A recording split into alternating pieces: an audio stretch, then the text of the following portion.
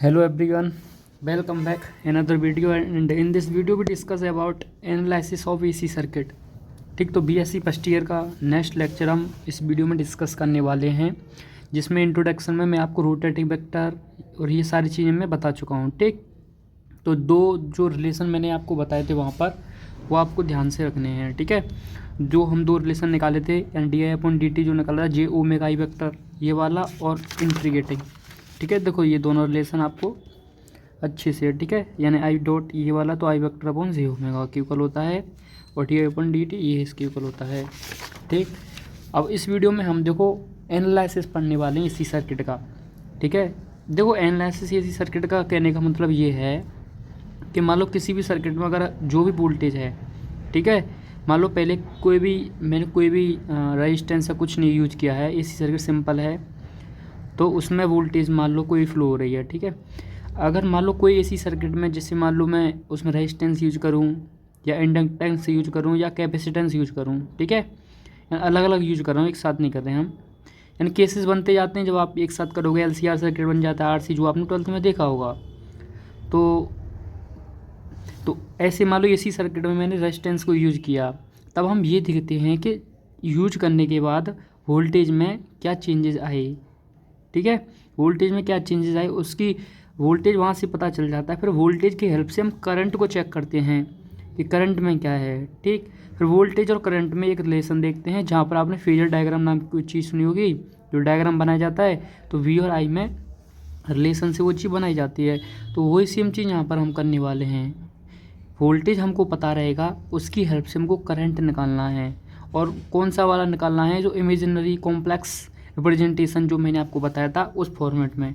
ठीक है, जहाँ पर मैं आपको बताया था कि वी वेक्टर जो होता है आपका वी नॉट ई की पावर जे ओमेगा टी, ठीक है, कॉम्प्लेक्स रिप्रेजेंटेशन या इमेजनरी रिप्रेजेंटेशन कह सकते हैं, आई नॉट ई की पावर जे ओमेगा टी, ये मैं आपको बता चुका हूँ पिछली लास्ट वीडियो में ये। ठीक है, तो ये चीज़ें इसमें हम बात करने वाले हैं। तो पहला जो मैं ले रहा हूँ वो आपका ले रहा हूँ आर सर्किट। ठीक है, प्योरली लिख देता हूँ, प्योरली रजिस्टिव सर्किट। ठीक है, जिसमें सिर्फ ओनली हम रेजिस्टेंस को यूज करेंगे और कोई सोर्स नहीं होगा।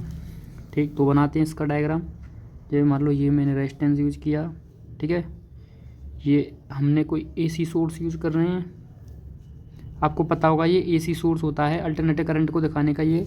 ठीक है, ये इसका सिंबल होता है, ये वोल्टेज लगा है टाइम टी पर, इसमें करंट फ्लो हो रहा है टी। ठीक है, ये आपका रेजिस्टेंस आर है। तो सिंपल सा डायग्राम इसका बनेगा आपका। तो करते हैं। अब देखो, अब आपको लिखना क्या है, इसमें लिखना बस यही है, क्यों लैंग्वेज की प्रॉब्लम रहती है जब आप फर्स्ट ईयर में आते हो, तो लैंग्वेज क्या लिखा जाए।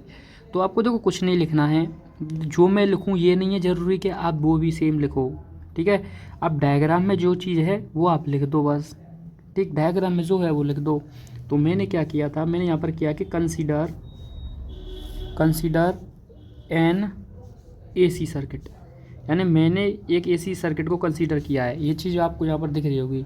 ठीक है, और जिसमें हमने क्या क्या लिया है वो लिख दो, यानी consider N AC circuit having a resistance, ठीक है, having a resistance R and resistance और अल्टरनेटिंग जो हमारा ये अल्टरनेटिंग वोल्टेज सोर्स है। ठीक है, एसी अल्टरनेटिंग वोल्टेज सोर्स है, बस यही तो यूज किया है, एंड अल्टरनेटिंग वोल्टेज सोर्स, इसको बी और टी से दिखाया है, बस ये है इसमें। ठीक है, बताओ क्या लिखने का कुछ नहीं है, सिंपल। ठीक, अब देखो, अब हम किरचॉफ वोल्टेज लॉ लगाते हैं। तो भाई केवीएल आपने 12th में पढ़ा होगा, तो केवीएल सिंपल इसी की डायरेक्शन में है। तो ओम्स लॉ भी आप बोल सकते हो कि ओम्स लॉ में आपने पढ़ा होगा कि वी इक्वल टू क्या होता है आई आर, तो वही है सेम चीज़। वाई केवीएल लिख सकते हो, वाई ओम्स लॉ लिख सकते हो। तो वी टी क्या हो गया आपका आई टी इंटू आर। ठीक है, इक्वेशन फर्स्ट मालूम है इसको, ये आपका इक्वेशन फर्स्ट हो गया। और एक रिलेशन आपने और पढ़ा होगा एंड क्या, कि बी ऑफ टी क्या होता है आपका V naught sine omega T. ठीक है, इक्वेशन सेकंड, ये चीज़ आपने पढ़ी होगी 12th में, जहाँ पर वी नोट क्या है आपका ये पीक वैल्यू है, ये आप लिख देना यहाँ पर, V naught is equal to peak value of AC लिख देता हूँ मैं डायरेक्ट, आप लिख देना अल्टरनेटिंग वोल्टेज, ठीक है, alternating current, sorry alternating voltage लिखना, ठीक है, peak value of alternative voltage, क्योंकि वोल्टेज की ये पीक वैल्यू है, अल्टरनेटिव वोल्टेज AB, इसका मतलब आप समझ जाना, ठीक है। तो यहाँ पर वी नोट आपको हो गया सिंपल, ये हम चीज़ें जानते हैं, इससे हम जानते हैं कि VT ये इससे आ गया, और ये हम जानते हैं V naught sine omega T होगा इसकी, इसमें वोल्टेज जो होगा। अब देखो from equation first, equation first से क्या है, अब देखो इक्वेशन फर्स्ट को ले रहा हूँ मैं, V of T is equal to I of T into R हो गया, ठीक।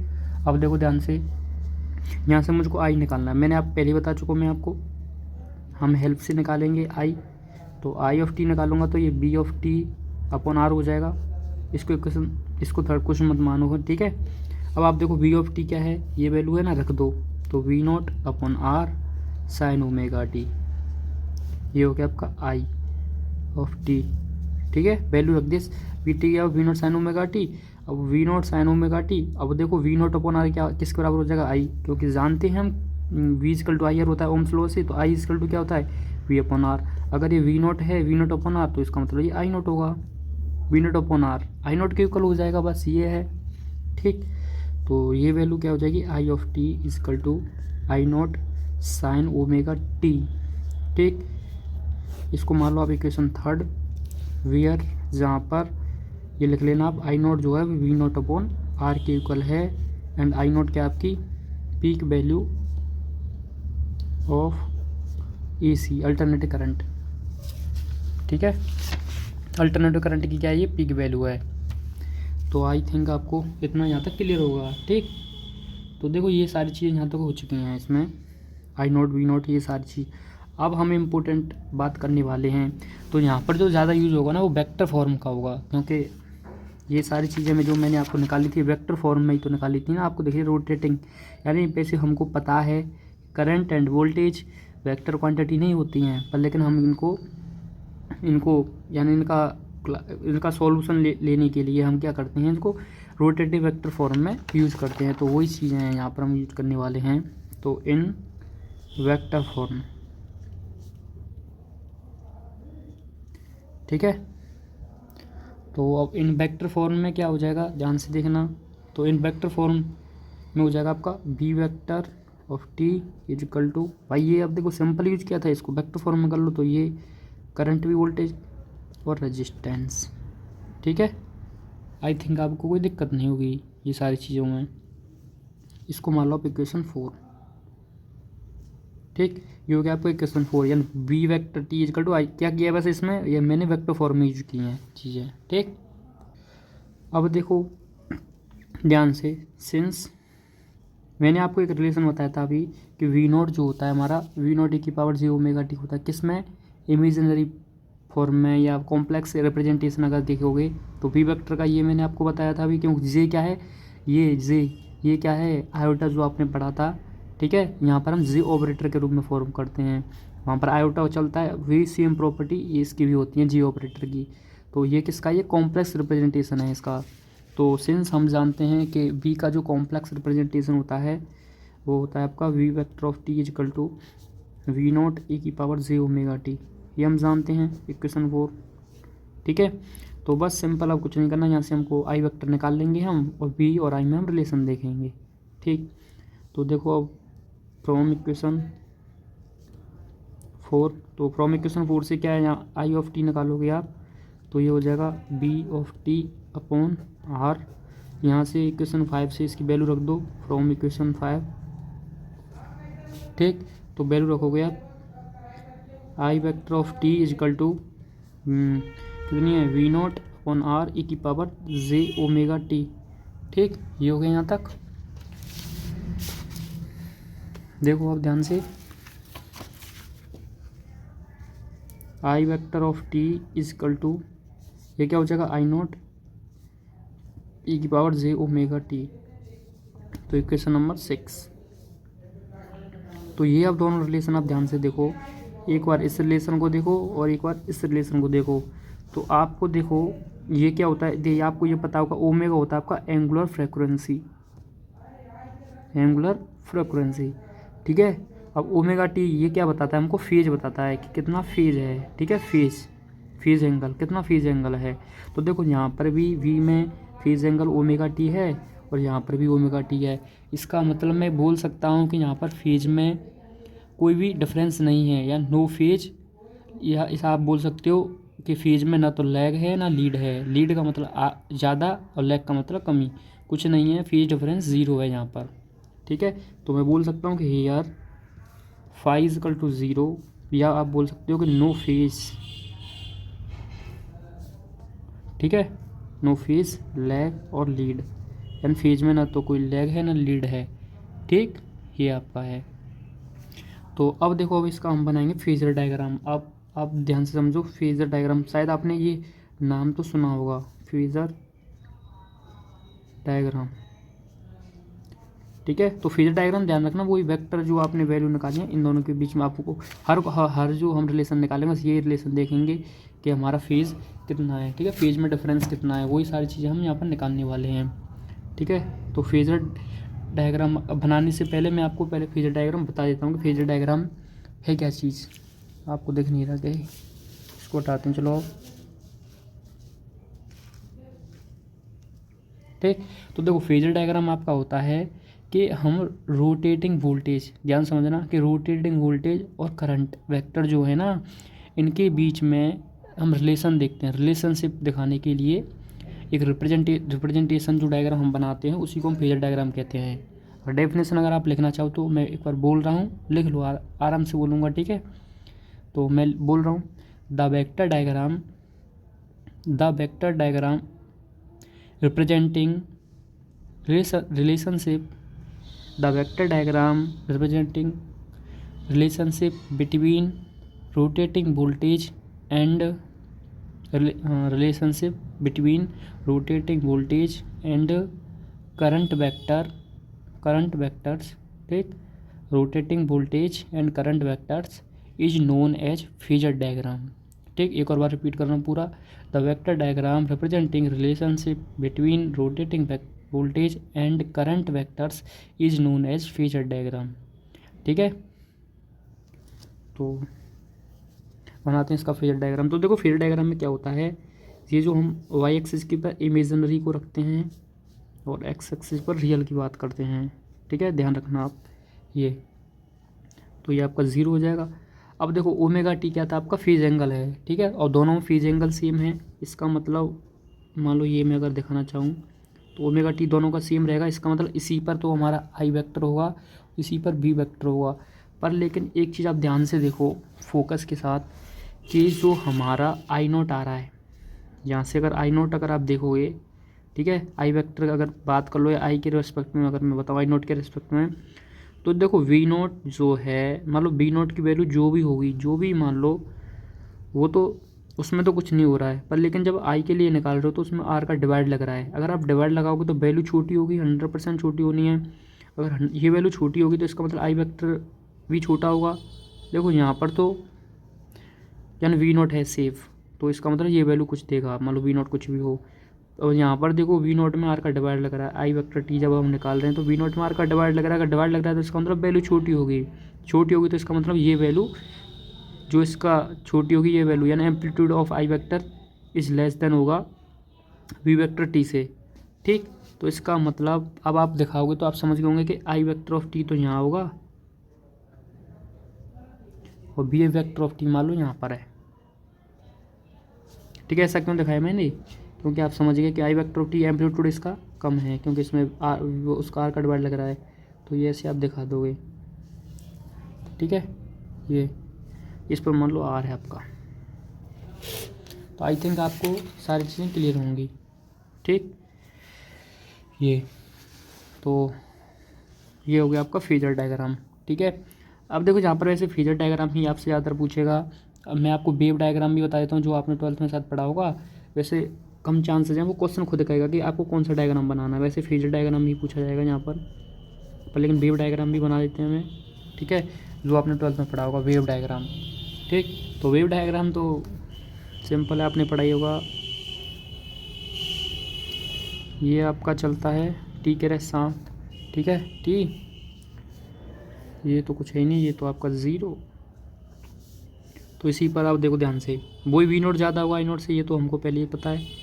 वी नोट यहाँ पर मान लो और आई नोट में मैं यहाँ मान लेता हूँ, ठीक है।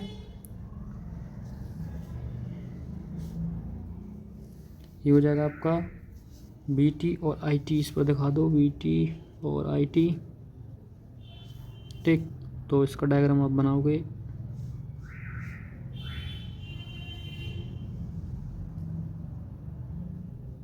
थोड़ा यार ये सही नहीं होना इस तरीके से, ठीक। थोड़ा देख लेना, ये सही नहीं है, यहाँ पर थोड़ा हो गया है, ठीक। तो ये हो जाएगा आपका वी नोट का एम्पलीट्यूड, यानी ये पीक वैल्यू होगी वी नोट की यहाँ पर, ठीक। आई नोट की पीक वैल्यू यहाँ होगी। तो मैं थोड़ा डॉट डॉट करके बना देता हूँ इसको,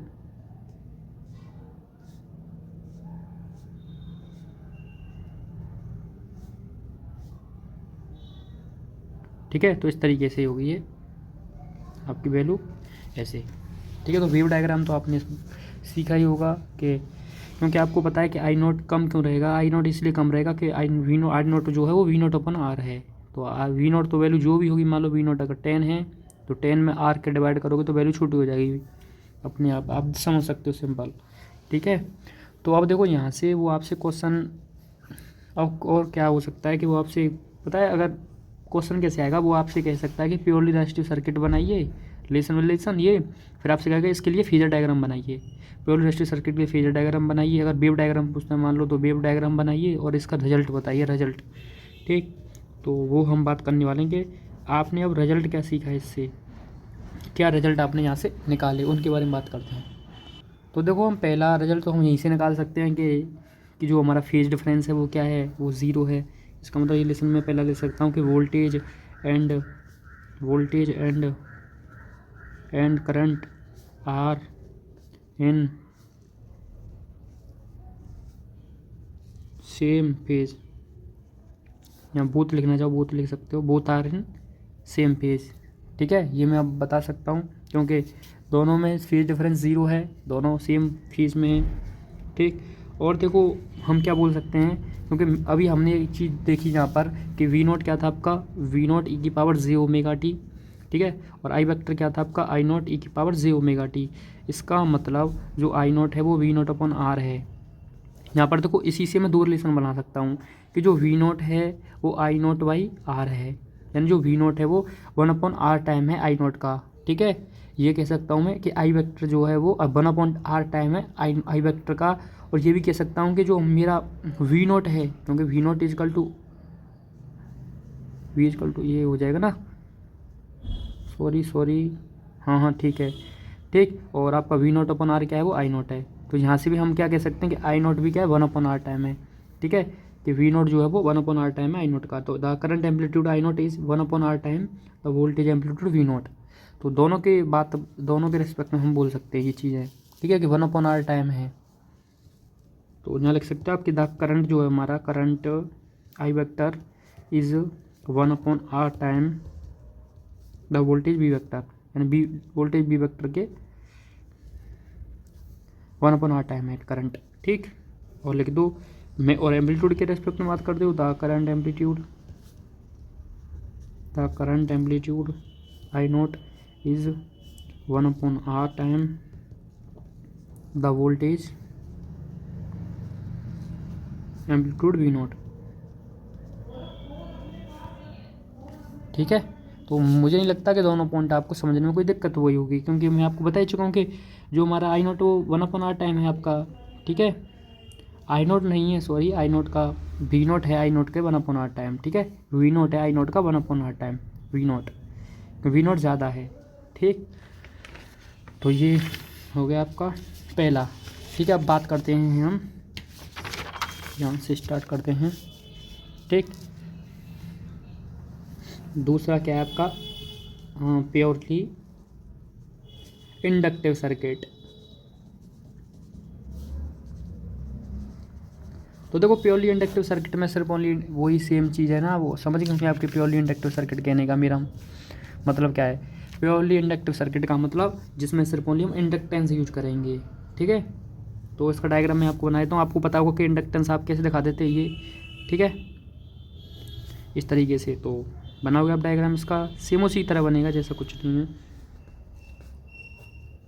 यहाँ पर आप AC सोर्स लगा दो कुछ, V ऑफ t, करंट जा रहा है हमारा, ये इंडक्टेंस है आपका, ठीक है। तो इंडक्टेंस L di/dt, आपको याद आया होगा कुछ, ठीक। तो अब देखो सारी चीज़ें मैं आपको क्लियर करते चलूँगा, ठीक। बस आप देखो एक चीज़ है, एक कंडीशन है कि आप साथ साथ लिखते चलना जिससे आपको क्लियर रहें सारी चीज़ें, ठीक। तो देखो कंसीडर, वही सेम चीज़ लिखूँगा जो पहले लिखा है, कंसीडर एन AC सर्किट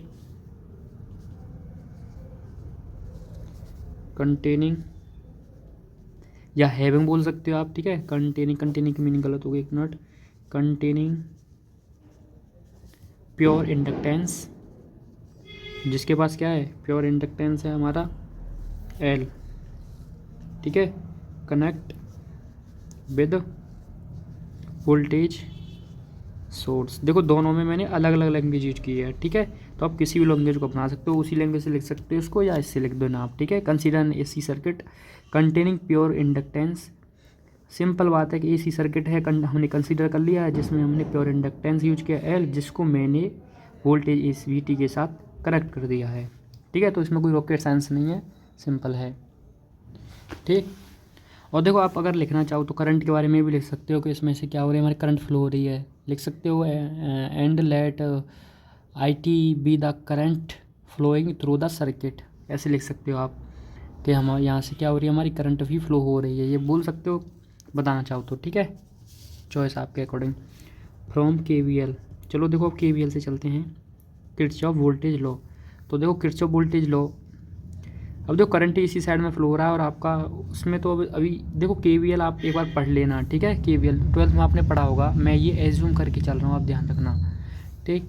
क्योंकि किरचॉफ वोल्टेज लॉ आप पढ़े होंगे, अगर नहीं पढ़े हो तो आप एक पढ़ लेना, नहीं तो मैं अब आप कमेंट कर देना, अगर आपको नहीं आता तो मैं उस पर वीडियो बना दूंगा KVL पर, ठीक है। नहीं तो अब बात करते हैं हम फ्रॉम KVL। तो KVL में आपने एक रिलेशन पढ़ा होगा, KVL की बात नहीं कर रहा हूँ, KVL में नहीं, KVL लॉ लगाओगे तो क्या आएगा वो अलग बात करेंगे हम। आपने पढ़ा रखा होगा E=L di/dt, मैं उसकी बात कर रहा हूँ, आप याद करो, शायद चैप्टर 5 या 6 था, ठीक।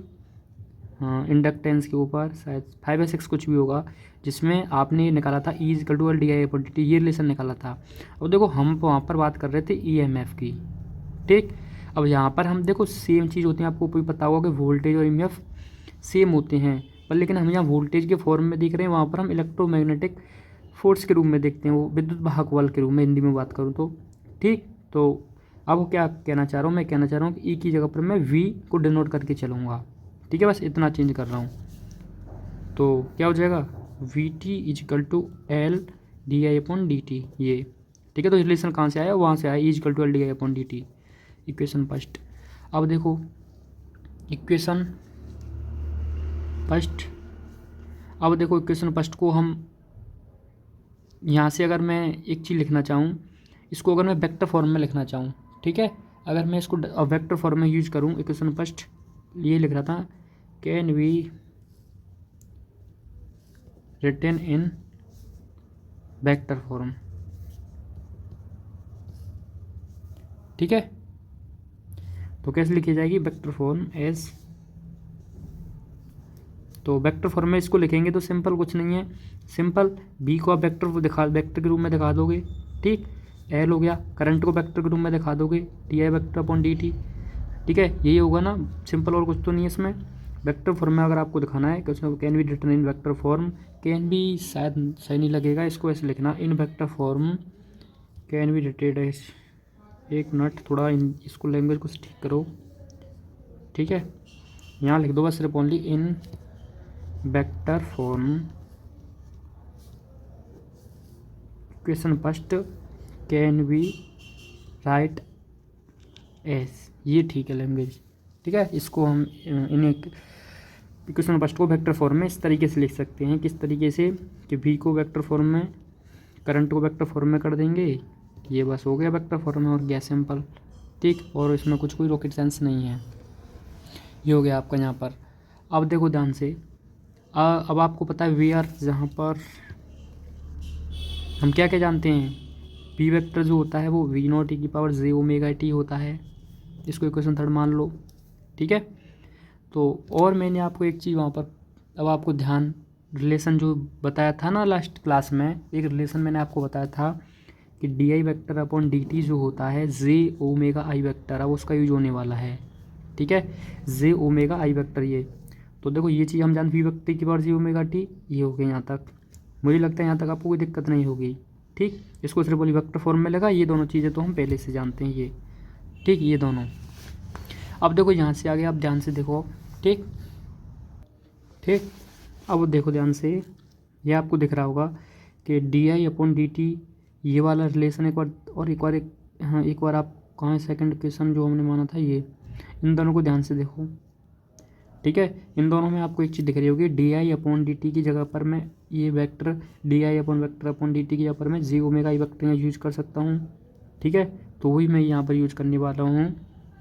तो देखो from equation second and fourth, तो इससे क्या करने वाला हूँ मैं, ध्यान से, V vector of T is equal to L, बस D I upon D T के ऊपर J omega I vector use कर देंगे, जे ओमेगा आई वेक्टर। अब देखो आई वेक्टर को इसके डॉट में भेज दो, तो V vector upon I vector is equal to J omega L आ गया, ठीक है। क्या आ गया, क्या आ गया, जे ओमेगा एल, ठीक। अब देखो ध्यान से, क्या मैं V vector upon I vector is equal to J XL कर सकता हूँ। आपको थोड़ा याद आया होगा कि एक्सएल, ठीक, जहाँ पर लिखता हूँ भी पता चल जाएगा आपको कि एक्सएल क्या चीज़ है। V R XL is equal to omega L, जो एक्सएल हमारा ओमेगा एल के बराबर है, and is known as inductive reactance,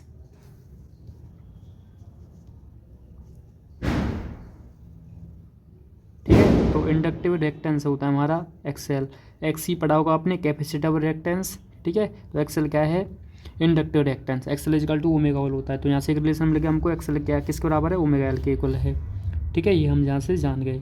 अब देखो एक और चीज़ हम यहाँ से सीखने वाले हैं, और क्या ये, और देखो हम यहाँ से ये देखने वाले हैं ध्यान से कि जो हमारा ये आपको दिख रहा है ना, ये जी ओमेगा एल या जी एक्सएल समझ लो, ठीक है। ये जी एक्सएल जो है ना, ये आपका इम्पीडेंस के इक्वल होता है। इम्पीडेंस मान प्रतिबाधा, जो आपने पढ़ा होगा जेड, ठीक। तो चलो मैं आगे इसको जब लिखेंगे हम तब बता दूंगा, इतना समझ लो आप, ठीक है। And is known as inductive reactance, ठीक। देखो नेक्स्ट, अब ध्यान से देखो, अब देखो ये आपको दिख रहा है कि V vector upon I vector is equal to J omega L, ठीक है। ये अब देखो ये आप एक ये रिलेशन आपको दिखा, V upon I equal to J omega L, इसको आप मान लो, इसको, ठीक है, इक्वेशन 5 मान लो। अब देखो क्या करने वाले हैं, यहाँ पर आई वेक्टर इंट्रोड्यूस हो चुका है। मैंने आपको बताया था कि मुझे आई वेक्टर ही निकालना पड़ेगा, ठीक है, क्योंकि मुझको फेजर डायग्राम बनाना है। तो वी तो मैं जानता हूँ वी नॉट ई की पावर जे ओमेगा टी, अब इसकी हेल्प से आई निकालना है। अब आई इंट्रोड्यूस हो चुका है, इसका मतलब इस आई को अब निकालेंगे, ठीक है। अब देखो इस आई को जब आप निकालोगे, यानी B vector upon I vector is equal to J omega L, तो आई का मल्टीप्लाई इधर कर देता हूँ, इनको इधर ले आता हूँ। तो आई वेक्टर किसके बराबर हो जाएगा, V naught upon j omega L, ये हो जाएगा ना। अब देखो मैंने आपसे कहा था जे क्या है, एक ऑपरेटर है ना, सिंपल एक जे नहीं है, ये एक ऑपरेटर है। तो हमको पता है कि आई की वैल्यू कितनी होती थी, या जे की बात करते हैं, आई की बात कर रहे हैं, समझ लो आई जे ही है, -1। अगर स्क्वायर करोगे तो जे स्क्वायर हो जाएगा -1 के। अगर जे क्यू करोगे तो कितना हो जाएगा, जे से मल्टीप्लाई हो जाएगा -j, ठीक है। तो जे स्क्वायर देखो यहाँ से, अब देखो मैं क्या कर रहा हूँ इसमें, आई वेक्टर इज इक्वल टू जे से ऊपर नीचे मल्टीप्लाई कर रहा हूँ, ठीक है।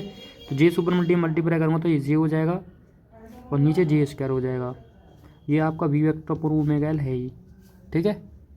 जे से मल्टीप्लाई किया तो जे ऊपर, एक जे स्क्वायर नीचे। अब जे स्क्वायर की वैल्यू कितनी है, -1। तो जब आप यहाँ रखोगे आई वेक्टर इज इक्वल टू, तो -1 आएगा, तो -1 यानी बी वेक्टर अपॉन जे, क्योंकि जे भी तो है ना ऊपर। देखो सिंपल, जे स्क्वायर की वैल्यू -1 रख दो, तो ये हो जाएगा I vector is equal to -j B vector upon omega L, ठीक है। ये हो जाएगा ना, आई होप आपको क्लियर होगा सारी चीज़ें। तो कुछ नहीं है, जे स्क्वायर -1 रखा है बस, ठीक। अब देखो ये आ गया आपका I vector is equal to J V vector upon omega. अब देखो हम जानते हैं क्या कि वी वेक्टर जो होता है वी नॉट की पावर जे ओमेगा टी होता है फ्रॉम इक्वेशन थर्ड, यहाँ लिखते हो फ्रॉम इक्वेशन थर्ड। तो तीसरे इक्वेशन से हम जानते हैं कि जो हमारा जे ये वी वेक्टर क्या होता है वी नॉट ई की पावर जे ओमेगा टी होता है अपॉन ओमेगा एल। ठीक। अब देखो मैंने अभी आपको बताया था कि जो हमारा एक्सएल है वो ओमेगा एल के बराबर है। एक्सएल क्या है, ये इंडक्टिव रिएक्टेंस है। ठीक है, तो ये एक मान लो एक रिएक्टेंस ही तो है भाई। आर क्या होता है, एक रेजिस्टेंस होता है ये।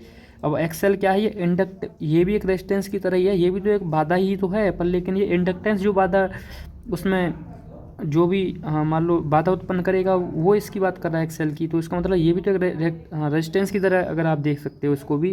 तो इसका मतलब तो वी नॉट अपॉन या ओमेगा या एक्सएल एक ही बात है ना, इसको मैं आई नॉट ले सकता हूँ। ठीक, ये चीज़ मैं आपको बताना चाह रहा हूँ। अब एक चीज़ देखो इजिकल टू मैं इसको और एक और चीज़ यहाँ पर देखो जो हम करने वाले हैं। अगर ध्यान से देखना, अगर आपने पढ़ा हो ई की पावर आयोटा थीटा क्या होता है, ठीक है, तो cos theta plus iota sine theta होता है। ठीक है, आपने ये चीज़ पढ़ी होगी।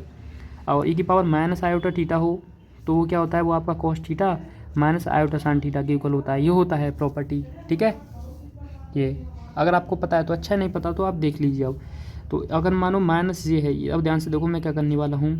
अब ए की power minus J pi by to, ठीक है, यानी ये वाली प्रॉपर्टी लगेगी, यानी थीटा की पावर पाई बाई टू ले रहा हूँ तो cos pi by two minus J sine pi by two. Cos pi by two की वैल्यू जीरो हो जाएगी ना कोस पाई बाई टू। अब cos pi by two zero, sine pi by two one, तो यहाँ सॉल्व करने का कितना आ जाएगा माइनस जे। तो इसका मतलब माइनस जे को मैं ए की power minus J pi by to लिख दूँ, कोई दिक्कत नहीं है ना। तो ए की power minus J pi by to ये मैं लिख सकता हूँ ना। ठीक, और वी नोट अपॉन एक्सएल को मैं आई नोट लिख सकता हूँ। ठीक है, और ये आपको हो जाएगा ए की पावर जे ओमेगा टी। अब देखो वेयर हम बाद में लिख देंगे, पहले अब सॉल्व कर लेते हैं। I vector equal to I naught E की power minus J pi by two plus A की पावर जे ओमेगा टी। अब देखो ध्यान से, अरे प्लस क्यों हो गया, मल्टीप्लाई में ना। अब आपको पता है कि दोनों बी सेम है तो पावर ऐड हो जाएंगी। तो I vector equal to I naught A की पावर जे को मैं ले लूँगा, ये हो जाएगा ओमेगा टी, प्लस वाले को आगे लिख देते हैं, माइनस वाले को पीछे लिख देते हैं, omega T minus pi by to. ये आ गया आई वेक्टर। तो बस बी वेक्टर क्या था आपका वी नॉट ई की पावर जे ओमेगा टी। अब मुझे एक चीज़ बताओ, आपको यहाँ पर दिख रहा है कि जो करंट है वो क्या कर रहा है, लैग करेगा यहाँ पर कितने एंगल से, पाई बाई टू से। इसका मतलब फेज डिफरेंस कितना है, पाई बाई टू। फेज डिफरेंस कितना है, पाई बाई टू। ठीक है, पता चल गया हमको कितना फेज डिफरेंस है दोनों में, पाई बाई टू का फेज डिफरेंस है। आई जो है पाई बाई टू पीछे होगा, किससे, बी से। ठीक, अब वेयर लिख दो आपने जो भी इसमें निकले ना वो सारी चीज़ें लिख देते हैं। वेयर क्या क्या था इसमें आपका, ये आई नोट जो है वो किसके बराबर है, वी नोट अपॉन एक्सएल लिख दो, ये और करके लिख दो V naught upon omega L. ठीक है, बात एक ही है, आप ये लिखो या ये लिखो। ठीक, इसको मैं साइड में रख देता हूँ, मिनट, ये हो जाएगा। ठीक, अब आई नोट को क्या बोलेंगे हम, करंट एम्पलीट्यूड या पीक वैल्यू अबो करंट एम्पलीट्यूड। ठीक है, तो ये यहाँ तक हो चुका है। अब क्या बनाएंगे हम, फेजर डायग्राम। इसको आप मान लो इक्वेशन 8, सॉरी 8 नहीं, कौन सा इक्वेशन होगा ये, हाँ ये कौन सा था, 6 होगा, 6 इक्वेशन। ठीक है, ये तो बनाते हैं फेजर डायग्राम। तो आपको पता चल गया होगा कि मेन मकसद क्या है कि आई वेक्टर को निकालना, फेजर डायग्राम। तो देखो फेजर डायग्राम सिंपल बनाते हैं इसका। ठीक, अब फेजर डायग्राम के लिए पहले ये आपको दिख ही रहा है ना, इन दोनों में देखेंगे आई वेक्टर वी वेक्टर। तो इसका मतलब रियल पार्ट, ये इमेजिनरी, आई एम सॉरी, इसको यहाँ पर हम दिखाएंगे इमेजिनरी को, और यहाँ पर दिखाएंगे हम रियल पार्ट को। ठीक, तो देखो अगर मान लो ये मैं अगर वी को बना रहा हूँ ऐसे, ये बी वेक्टर ऑफ टी है, ये ओमेगा टी एंगल बना रहा है। ठीक, अब एक चीज़ ध्यान से देखना आप, वो जो कैसे बनाना है ये, तो हमको पता है कि आई जो है वो omega two pi by two से लैग कर रहा है, पीछे है। ठीक है, तो इसका मतलब आई पीछे होगा, इधर दिखा देंगे आई को। पर लेकिन एक चीज़ और आपको ध्यान रखनी है कि जो उसका एम्पलीट्यूड है किसका, आई नोट का, वो कम है। तो इसका मतलब आई वेक्टर भी कम होगा, तो इससे उसको कम उसका एम्पलीट्यूड रखना है, यानी इसके बराबर इतनी बड़ी लाइन नहीं दिखानी है आपको, कम छोटी दिखानी है। ठीक है, तो अब देखो अगर यहाँ से अगर एंगल में पाई बाई टू देखना चाहूँ तो इतना एंगल पाई बाई टू होगा यहाँ से। तो ये हो जाएगा आपका आई वेक्टर ऑफ टी। ठीक है, ये अब आपको दिख रहा होगा ये omega T minus pi by to होगा ये एंगल। अगर इस एंगल की आप बात करोगे, ये एंगल की, ये एंगल, क्योंकि ये पाई बाई टू, ये पाई बाई, ये कितना है पाई बाई टू 90 है, इस 90 में से ये एंगल, तभी तो ये एंगल कितना आ जाएगा omega T minus pi by to, क्योंकि पूरा एंगल पाई बाई टू में से ये एंगल आप निकाल दोगे तो ये एंगल बचेगा। तो ठीक है, ये एंगल आपका आ जाएगा, पाई बाई टू में से ओमेगा टी माइनस कर देंगे तो ये आ जाएगा, एंगल कितना हो जाएगा आपका omega T minus pi by to. ठीक है, तो ये पाई बाई टू, ये ओमेगा टी, ये हो जाएगा आपका। तो कैसे इसको थोड़ा ऐसे कर दो, डॉट डॉट,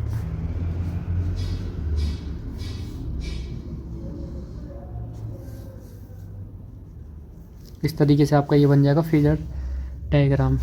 ठीक है, तो अब आप इसका आपको खुद बनाना है अब। ठीक है, अब आपको खुद बनाना है इसका वेव डायग्राम।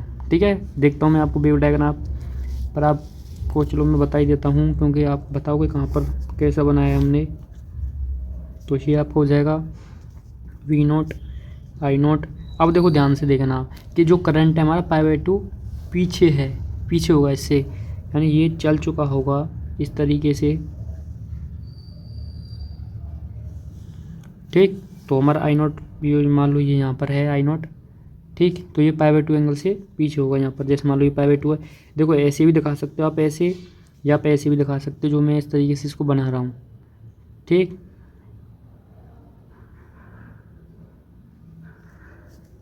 ये आपका 3 पाई बाई टू को यहाँ पर इस तरीके से ये चलता रहेगा ये टी। ठीक है,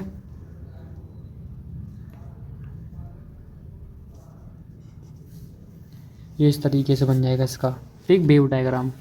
अब बात करते हैं इसके रिजल्ट की। ठीक है, जो इम्पोर्टेंट है रिजल्ट, जो पूछ सकता है आपसे रिजल्ट कि क्या रिजल्ट इसमें निकले हैं।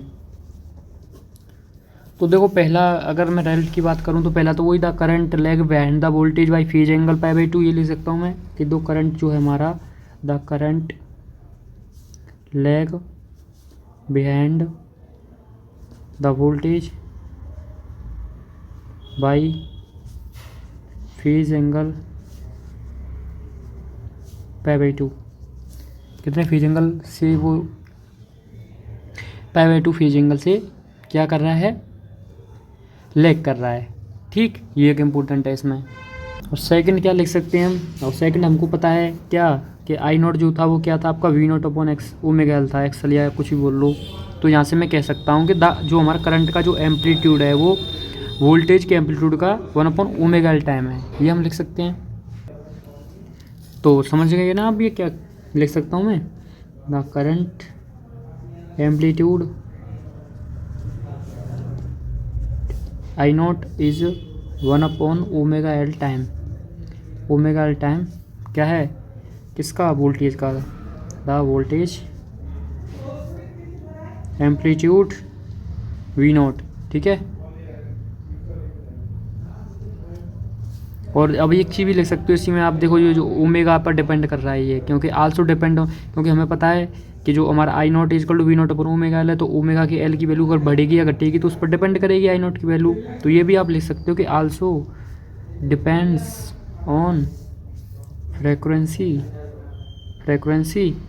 Of applied voltage. ठीक, तो ये यहाँ पर दो इम्पोर्टेंट मैंने आपको रिजल्ट बता दिए। ठीक, तो बस मिलते हैं आपसे प्योरली कैपेसिटिव सर्किट के साथ नए लेक्चर में। अगर आपको वीडियो अच्छा लगा हो तो लाइक सब्सक्राइब एंड शेयर। ठीक, और जो ये अभी पढ़ाया था मैंने इंडक्टिव सर्किट इम्पोर्टेंट है, आप इम्पोर्टेंट करके लिख सकते हो।